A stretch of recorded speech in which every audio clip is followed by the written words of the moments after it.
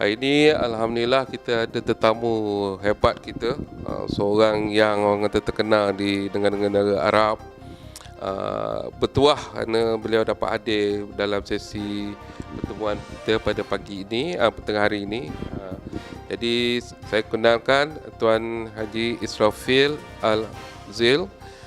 Beliau merupakan Chief Executive Officer bagi syarikat PT Sindocorp Food Exporter dan juga Sindocorp International. Saya nampak memang tuan memang popular lah di kalangan, dan daripada video-video information yang kita dapat, tuan memang aktif di sebelah timur, kan, timur barat, di sebelah Turki.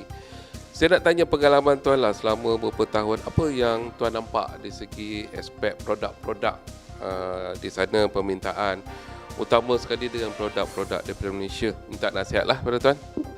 Sebenarnya untuk produk Malaysia di pasaran Middle East sama Europe ni ada potensi.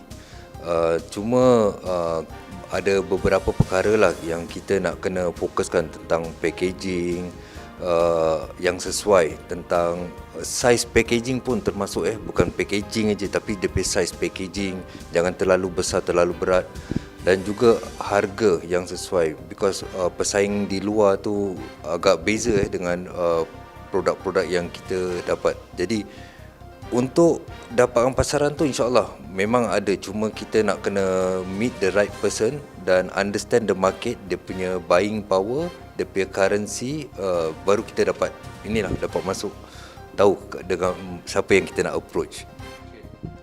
Itu sebab sedikit makna dia potensi produk Malaysia memang permintaan tinggi di sana lah. Cuma dari segi packaging, dari segi pricing. Okey. Saya nampak tuan banyak bergerak di sebelah Middle East, selain pada Turki, di Qatar, di Saudi. Apa pandangan pengalaman tuan selama di negara-negara ni? Mana yang tuan rasa bersesuaian dengan tuan? Dan juga apa yang permintaan yang mana lebih bagus antara semua negara-negara ni? Cerita sikitlah pengalaman tuan di luar negara.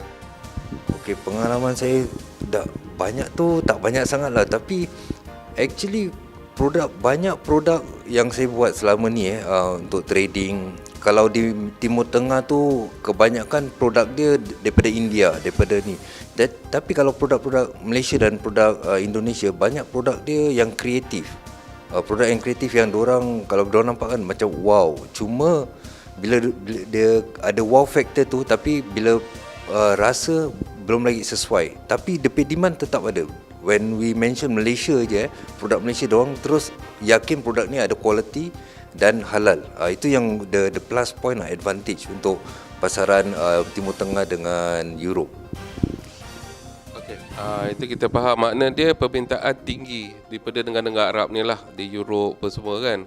Cuma kadang-kadang requirement lah apa yang kita perlu memenuhi permintaan, dan juga requirement lah apa prosedur polisi sana apa semualah. Okey, satu lagi saya nak tanya kenaan dengan produk Malaysia selain daripada tuan bagi tahu tadi, kita ada isu dari segi packaging, dari segi isu dari segi pricing apa semua. Apa nasihat tuan yang terbaik lah? Bagaimana nasihat pada usahawan kita di Malaysia? Macam mana kita nak memperbaiki lagi? Macam mana kita nak dapat ilmu? Macam mana untuk mendapat produk yang menarik sebelah sana? Mungkin tuan pun ada banyak bagi talk kan? Okey, kalau untuk nak buat produk menarik, sebenarnya produk semua dah menarik. Cuma kita nak kena faham daripada costing barang ni semua, daripada mana kita nak dapat. Because kalau Malaysia ni tak macam dulu. Banyak produk-produk yang kita buat ni semua kita harus import. Jadi bila import tu harga dia banyak pesaing. Jadi kita jangan fokuskan pada online business. Online business ni dia viral sekejap dapat duit dan dia akan turun cepat. Jadi bila kita mulakan business tu, kita yang most important is business plan. Kita harus ada business plan, short term business plan 6 bulan, 2 tahun dan 5 tahun ke depan.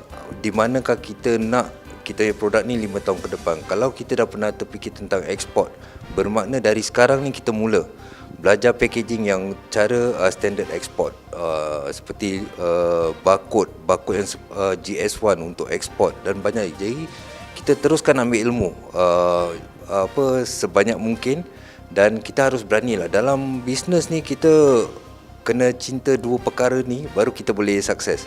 Salah satu challenge, kita harus cinta dengan challenge, tantangan. Dan kedua, cinta pada risiko. Jadi kalau kita berani ambil risiko, berani ambil tantangan, di situlah permulaan sukses. Tapi kalau kita macam was-was, takut-takut nak ambil risiko, kita ikut-ikut orang, itulah yang buat kita punya proses lambat. InsyaAllah. Okey, faham kan mana dia apa yang kita ilmu tu Tuan Serafi kita ni insya-Allah boleh bantu kita lah macam mana nak mencapai permintaan produk dan peningkatan produk kita untuk pasaran di negara-negara Timur Tengah ni lah, termasuk Turki dan negara-negara. Okey, ni soalan terakhir lah. Apa pandangan Tuan berkenaan dengan bantuan daripada kerajaan Malaysia untuk apa, macam contoh kita ambil agensi-agensi kerajaan terlibat dalam ekspor. Banyak tak mereka ni membantu usahawan-usahawan kita kan? Macam mana saranan Tuan, macam mana kita harus ambil peluang ni dengan kerjasama juga daripada agensi-agensi kerajaan supaya kita ni ialah modal pun tak banyak kan, tapi bila kita duduk dengan agensi-agensi ni banyak dana disediakan. Jadi saya rasa apa nasihat Tuan kepada usahawan-usahawan? Okey, bagi saya Malaysian very fortunate lah untuk dapat sokongan bantuan daripada materi daripada agensi kerajaan semua. Tak macam Singapura Singapura dia tak support. Kita harus gunakan kita punya modal sendiri. Ya. Jadi tu inilah memang banyak membantu, cuma kita nak kena ada plan, back to plan. Kalau kita tak ada plan, kita tak tahu bagaimana kita dapat gunakan duit ni dengan cara yang betul. Kadang-kadang kita misuse, kadang kita gunakan dengan perkara-perkara yang tak related. Contoh, bila kita dapat backup, kita ambil packaging yang mahal, tapi kita tak tahu dia basically business plan lah. Jadi kalau kita faham tentang bisnes yang kita lakukan, kita tahu siapa pesaing kita, kita tahu market, jadi daripada situ kita boleh buat plan.